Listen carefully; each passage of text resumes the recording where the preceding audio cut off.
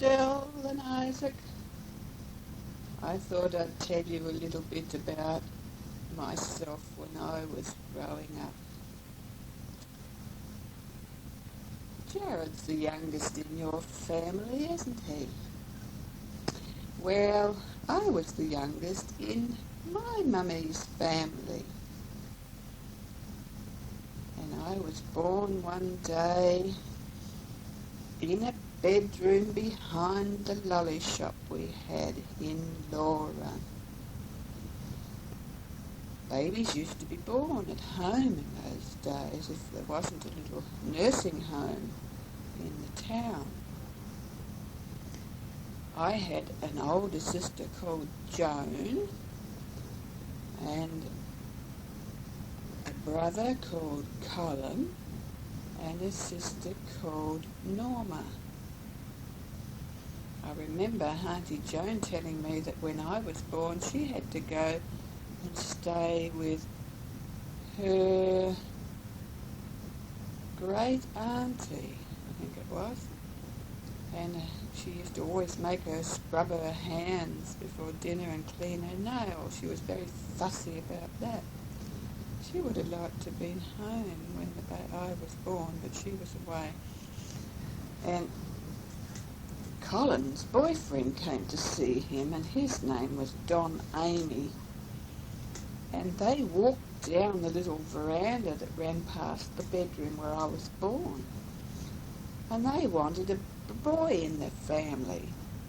So they said, I wish they'd send her back and get a boy.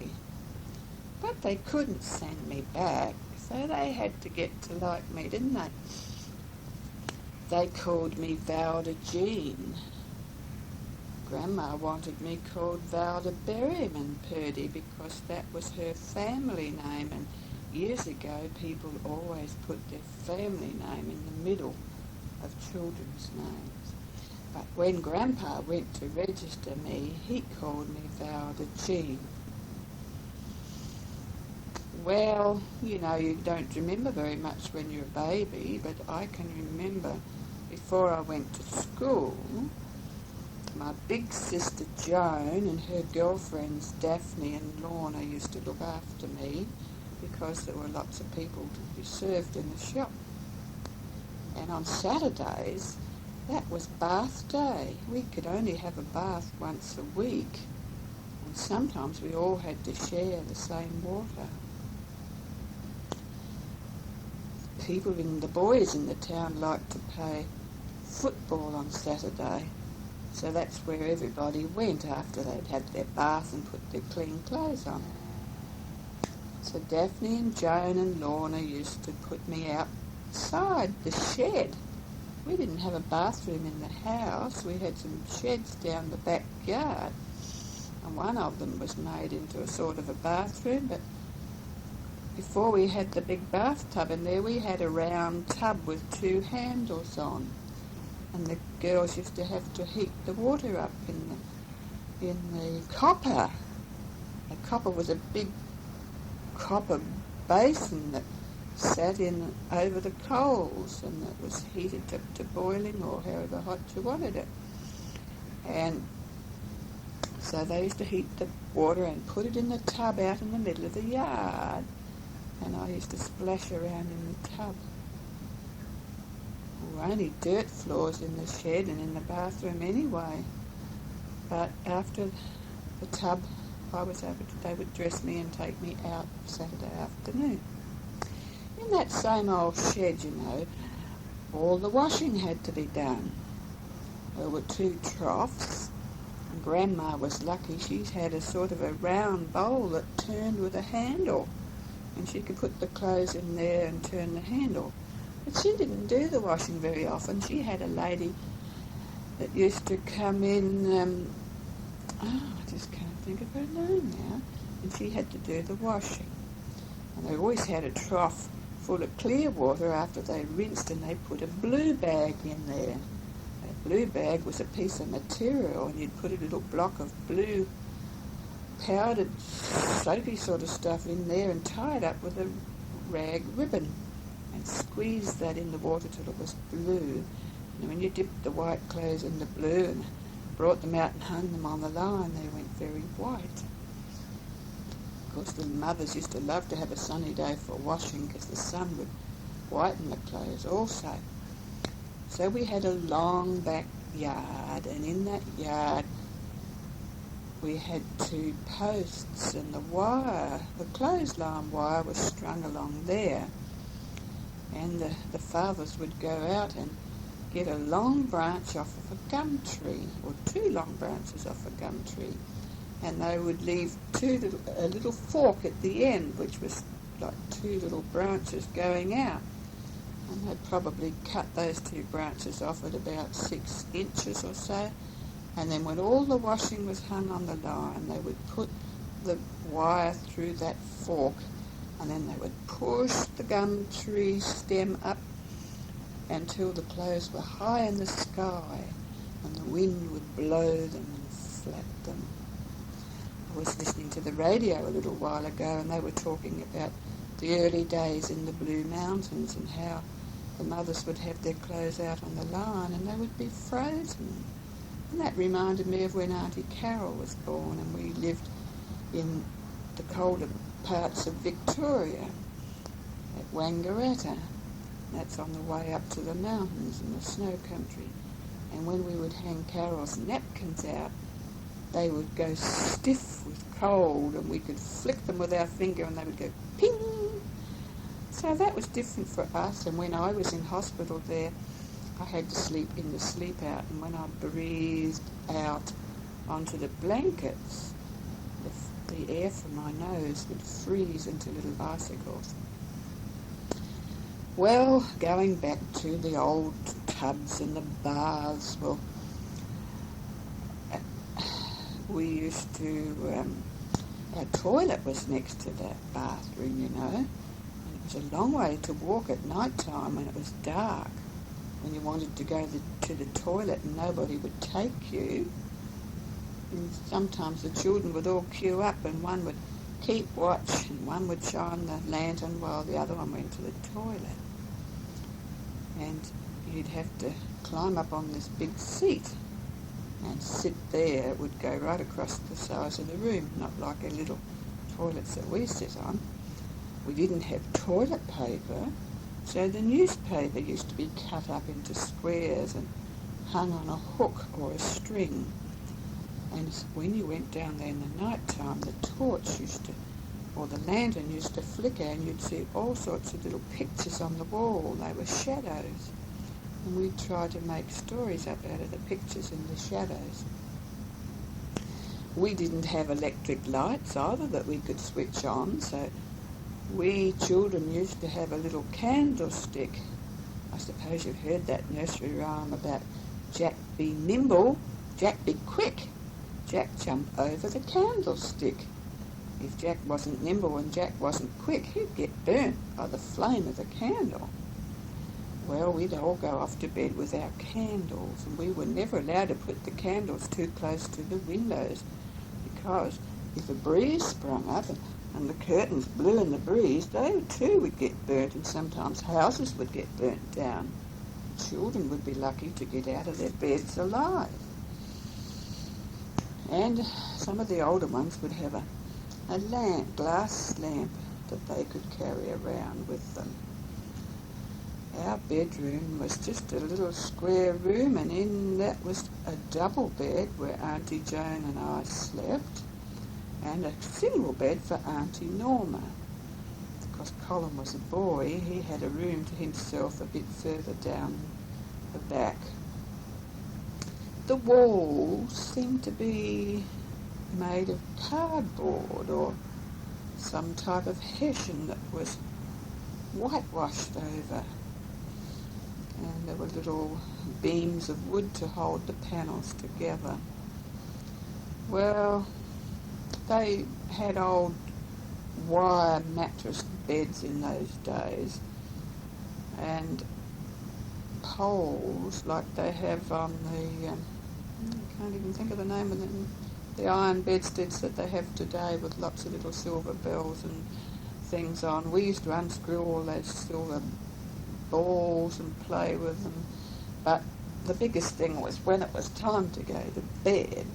I was the baby, you see, and Auntie Norma was only 2 years older, and Uncle Colin used to get under the bed, or sometimes Joan, and if they pushed up with their head, it would go right up through the mattress. So we would get in the bed and they'd find out where we were sitting, and then they'd get under there and push their head up, and so they were taking us for a camel ride. We would get sometimes between two humps and we would ride around under the bed. Colin used to be a real clown, and we had a real giggle one day when we all got together, and Auntie Norma used to tell us about the story that Uncle Colin used to sing about, and he'd pull up his pants over his toes and jump into bed. But it was really funny, but I can't remember it. And what else did we do? When we got up in the morning, we still didn't have a bathroom in the house.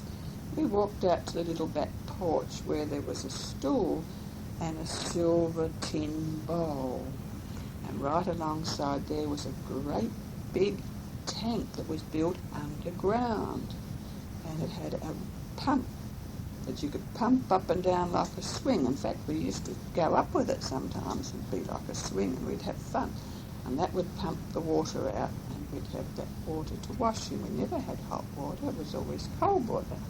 And in the winter time, if somebody left some water in the basin in the morning, it would be frozen over. We lived in a warm country, but the winters were cold and we got ice in the water. I guess we didn't like washing too much, and we weren't perhaps as clean as the children are today, because there's lovely soaps today and running water. In fact, we waste a lot of water, don't we, when we turn the taps on. We should conserve our water a little bit more, because if we get a dry winter, we won't have enough water.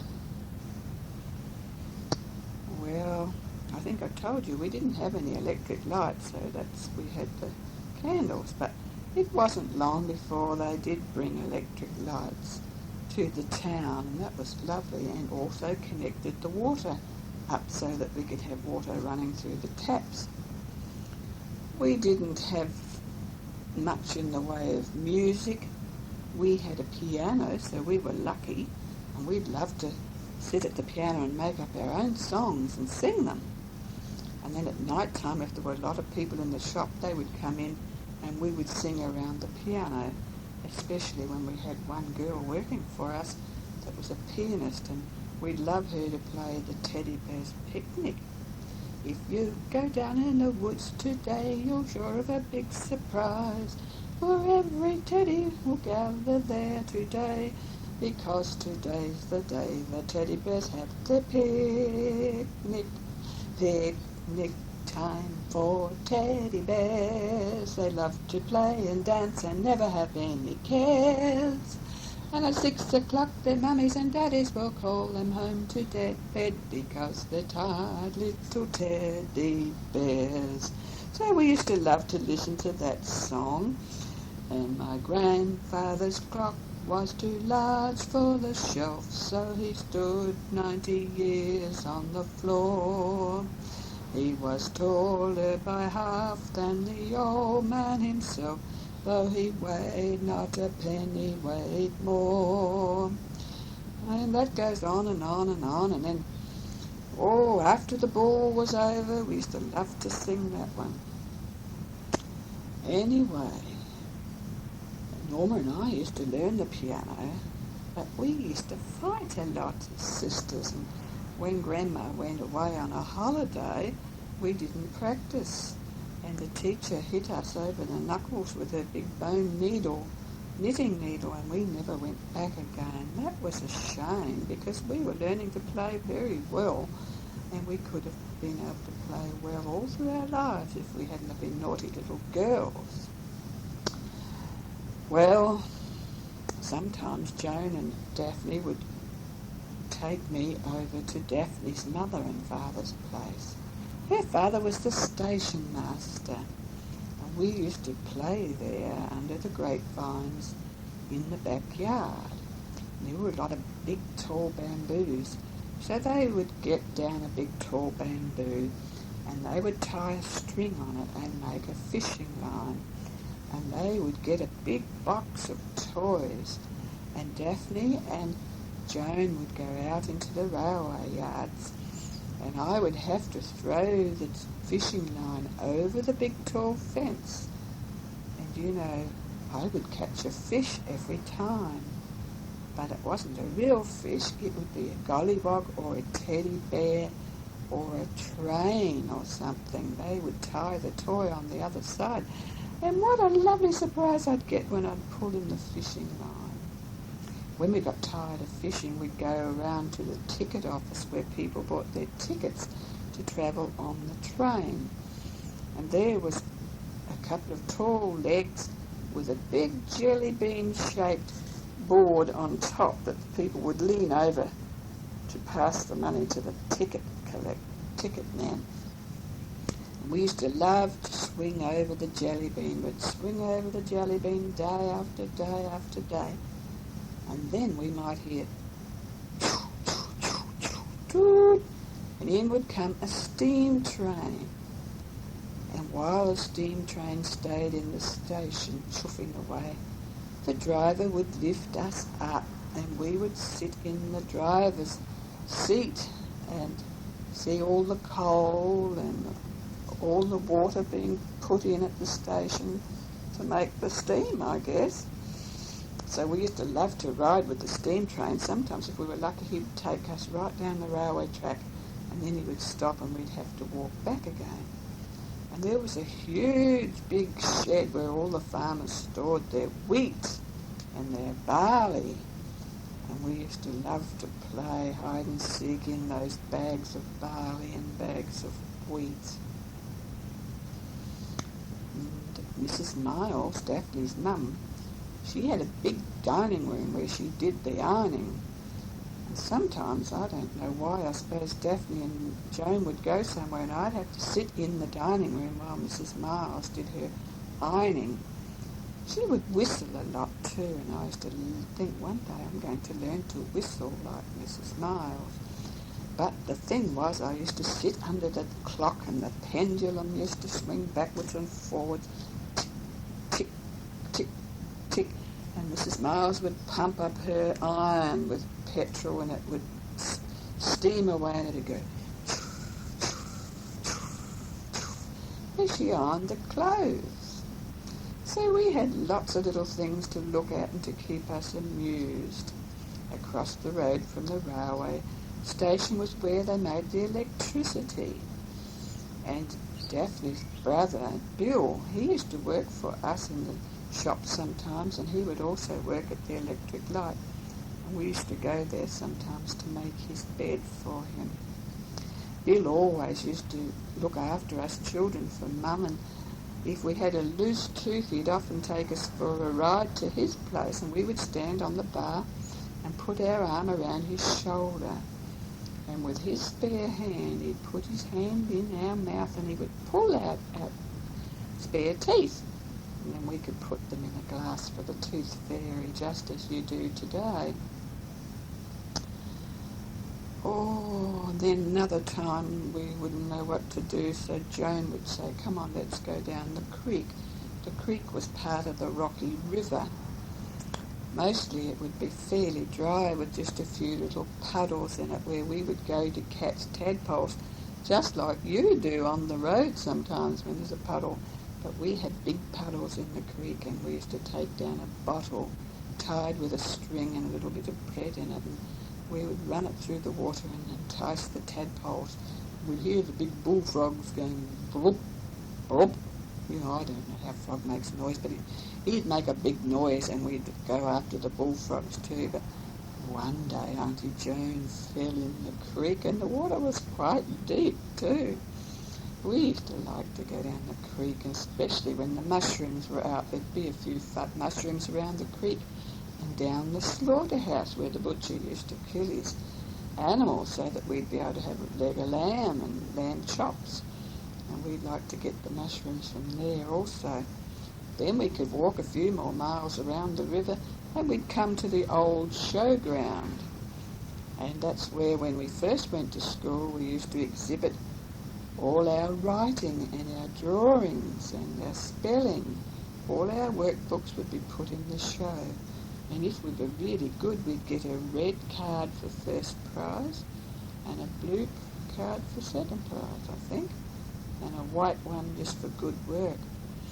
And then they'd have sideshows there, and they'd always bring some coconuts from somewhere. I don't know whether they came from Queensland or New Guinea or from the Philippines, but we always wanted to buy a coconut when we went to the show.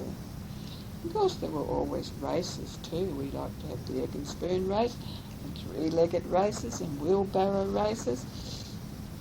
And what else did they do at the show? We'd go and see all the animals that were in the show and the flowers. But sometime later they moved the showground up near the playground, and we would always save our pennies for September when the show would come, so that we could do all sorts of things there. And we used to go to Sunday school on Sunday. Sometimes we'd have to go to church too, but we always fell asleep in church because we weren't allowed to talk.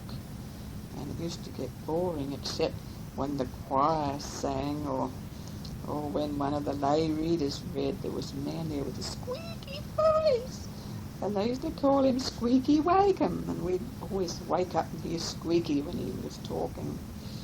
But we used to go to sleep because we didn't like to stay awake in church. And then when we went to Sunday school, we used to have to put on our best dress and sometimes our gloves and a hat and a little handbag, and we went off to church. But right at the gate of the church was an olive tree, and the olives were black, and when they were ripe and when they were dropped, they had all sorts of red juice come out of them. If we got that on our dress or on our hands, it made a big stain, and we would be in trouble when we went home. If we were thirsty at church, we'd go into the belfry where the bell is, and we would swing on the ropes up and down, and it would ring dong, dong, dong, dong, and everybody knew that it was time to come to Sunday school. And then we would go in the spare room and look at all the vestments or clothing that the priests would wear and the altar boys would wear, and we would get the Sunday school tickets and pick out one that we thought we would like when we'd go into Sunday school, and we'd get the shells that go in the sand pit, and we'd play around in there until it was time for Sunday school. We always went early. I suppose we were glad to get out of the house. That was the Church of England, but later on, and I got to be a girl of about 12, I went to the Methodist church with my friend, and I liked to go there because I learnt more there about Jesus than I did at the Church of England. And then further up the town, the creek ran right around the town, and they had what we called a switchback, where the hills went up and down. And when we got older and we had got a bicycle, Grandpa used to go up the rubbish dump and get some old bike frames, and he'd make us a bicycle. By the time we were 5, we'd learn how to ride. And the boys that would come to the shop after tea to meet, they would push us off and help us to learn to ride. And on the other side of the town, there was a swinging bridge that would go over the creek. It was really a ford there, which is a little shallow creek that you can walk through, but when it was flooded, you would have to go over the swinging bridge, and you'd swing back and you'd swing forward, and you'd swing back and you'd swing forward, or you'd swing up and down if you weren't careful, and that would take us over to the cemetery. You know what a cemetery is. That's a place where we bury people when they're finished their life on this earth. And we would go in there because we liked to read the headstones and to pick the wildflowers, the wild irises and bluebells that grew there. And sometimes a rabbit or a lizard would scamper past us. And we had the hills too, and I had some friends that I would walk home or ride home from school, from the school to the town and then across the bridge, and I'd leave the girls there and they'd ride out to the farm where they lived. And one day I was riding over the bridge, and we were always told to be very careful of the magpies when they were nesting and had babies, because they would peck you. But we thought if we had a switch of tree in our hand and waved it round and round over our heads, they wouldn't attack us. But this day the silly old magpie, when my hand was over to the left of my head, he'd swoop down and he'd peck the right of my head. And that wasn't very nice, because the blood started to trickle down my head and I had to go home. And when wireless sets first came out, Grandpa Purdy used to sell them. But before they came out, he used to make what we called crystal sets. And you had to have earphones to listen into the wireless. And if we were very good, Grandpa would make us our own little crystal set. But when the radios were made, Grandpa would order lots and lots of radios, and he would put them in his van, and we would go with him out to the farms, and he'd ask the farmer would he like to have a radio in his home for a week and listen to it. And he didn't really want to buy one, but when he thought he could have one for a week and listen to it, he said, yes, that will be fine. So we would leave a radio in the house for them. And when the week was up, they'd say, we want to buy one now. They'd got used to having radio, and it was hard to go without then. So Grandpa used to sell lots of radios to all the farmers when they got their cheque in payment for their wheat or their wool. And then in the shop, Grandpa had a phonograph or a gramophone that you wound up, and he bought some records, and every night he would put these records on when all the customers came in and wanted to buy a lump of Fritz or a drink or a nice block or a piece of cake. So where people came when they were hungry, because we always had lots of nice drinks and food in our shop that would attract people. And they would listen to the records. George Formby was singing and playing his banjo, or Nelson Eddy and Jeanette MacDonald. They would sing. And they were Grandpa's favourite records, Nelson Eddy and George Formby. And he got to sell lots of records. And then the radio would be turned on, and all the serials on the radio would come on. There was no TV, so we would listen to Dad and Dave. They were a couple of old country bumpkins who lived in New South Wales around Gundagai. And the music used to sing, there's a track winding back to that old-fashioned shack along the road to Gundagai, where the blue gums are growing, the rocky Murrumbidgee flowing beneath all the blue. I forget that one too, because we used to have different words that we used to sing in Laura when we were going to Beetaloo, and the car wouldn't go up the hills. We always had to get out and push it up backwards. And that was an old Model T Ford, so we'd sing, there's a track winding back about Beetaloo and the Rocky River. Anyway, when you go through Gundagai one day, perhaps Daddy will stop and show you the dog on the tucker box. And one of the girls on the radio play was called Mabel, and her boyfriend was Dave. And Dave used to sing, my Mabel waits for me underneath the bright blue sky, where the dog sits on the tucker box 5 miles from Gundagai. So when you go through Gundagai one day when you're going to Sydney, perhaps Dad will show you the dog on the tucker box.